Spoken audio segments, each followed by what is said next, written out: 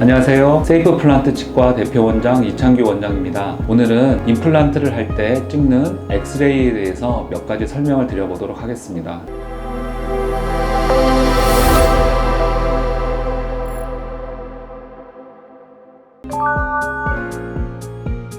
임플란트 치료는 뼈를 다루는 치료여서 엑스레이를 반드시 찍어서 뼈의 상태를 잘 살펴야 하는데요. 임플란트를 하기 위해서 찍는 엑스레이는 크게 두 종류가 있습니다. 파노라마 엑스레이라는 게 있고 CT라는 엑스레이가 있습니다. 파노라마라는 엑스레이는 말 그대로 머리 뒤에 큰 엑스레이 필름을 두고 앞에서 엑스레이를 쏴서 정지되어 있는 상태의 뼈라든지 여러 가지 주위 조직의 단면을 보여주는 엑스레이고요. CT는 필름이랑 엑스레이가 사람 머리 주변으로 쭉 360도 회전을 해요. 여러 가지 임플란트를 하기 위한 정보들을 3차원적으로 재구성해서 볼 수 있는 엑스레이입니다.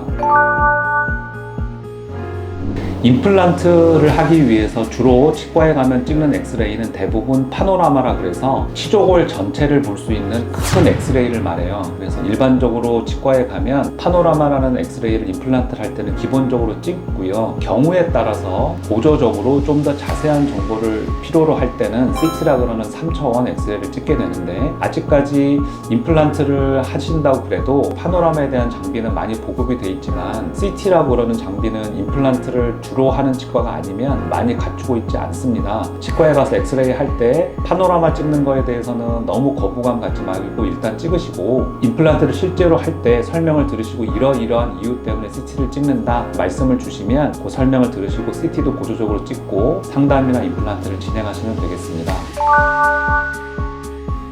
임플란트를 하기 위한 필수 엑스레이는 아니고요. 파노라마는 필수 엑스레이고 CT는 필요에 따라 보조적으로 찍게 되는데, 요즘에는 CT가 시류상 거의 필수적이 돼버렸어요. 몇 가지 요인이 있는데요. 예전에는 임플란트를 하러 가시면 임플란트가 많이 보급되어 있지 않고 임플란트에 대해서 잘 모르실 때는 임플란트를 쉬운 경우에는 하고 어렵다 그러면 그냥 틀니를 끼세요 하고 말아버렸어요. 요즘엔 어떠냐 하면 저희가 틀니를 말씀드려도 환자분들이 그냥 임플란트로 다 하고 싶다는 말씀을 많이 하시거든요. 저희가 해내야 되는 임플란트의 수준이 자꾸 높아지고 난이도가 자꾸 올라가는 거예요.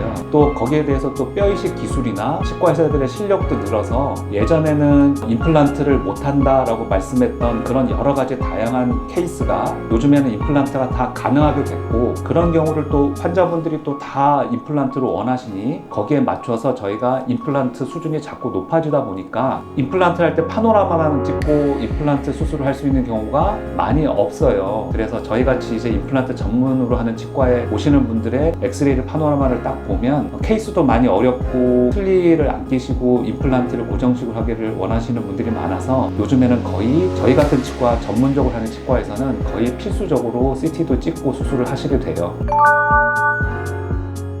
파노라마 찍는 것도 많이 걱정들 하시는데, CT까지 찍을 때 이게 나한테 안전한가 라고 물어보시는 분들이 많아요. 원칙적으로 말하면 안전하고요. 우리가 기본적으로 일상생활을 할 때도 기본적인 많은 엑스레이에 노출이 돼요. 햇빛 속에 길을 걸어갈 때도 노출이 되고요. 먹는 음식 중에서 가열에 먹는다든지 다양한 조리법을 통해서 먹는 음식으로도 많이 엑스레이에 노출이 되고, 공기 중에도 많은 엑스레이에 노출이 돼요. 그래서 엑스레이가 기본적으로 우리가 하나도 없는 상황에서 생활하고 있는 게 아니고요. 파노라마는 물론 이제 엑스레이 조사량이라 그러는데 그게 훨씬 낮으니까 걱정하실 거 없이 안전하고, CT는 파노라마보다는 조금 높은 양이지만 자연생활 할 때 노출되는 엑스레이 정도니까 안전하고 크게 걱정하실 필요는 없을 것 같습니다.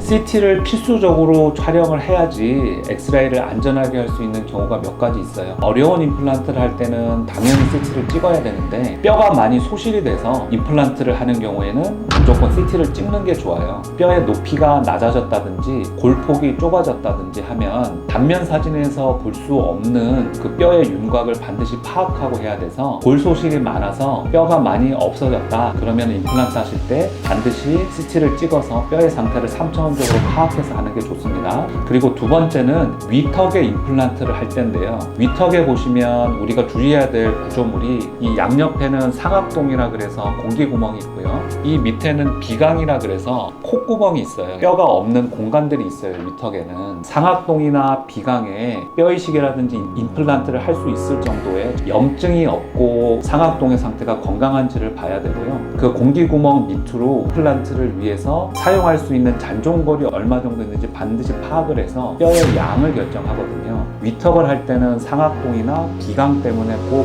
CT를 찍으시는 게 좋고요. 아래턱에 수술을 할 때는 이 아래 앞니 쪽에는 대부분 뼈가 있어서 상관이 없는데 아래턱 어금니 쪽에는 뼈가 많이 녹아내린 경우가 많아요. 무작정 녹아내린 상태에서 임플란트를 깊게만 심을 수는 없는 게 아래턱에는 하치조 신경이라 그래서 턱 밑으로 신경이 지나가요. 이 신경은 절대로 건드리면 안 되거든요. 하치조 신경을 피해서 임플란트를 심기 위해서는 다양한 보철물을 연구하기 위해서는 3차원적으로 CT를 반드시 찍으셔야 됩니다.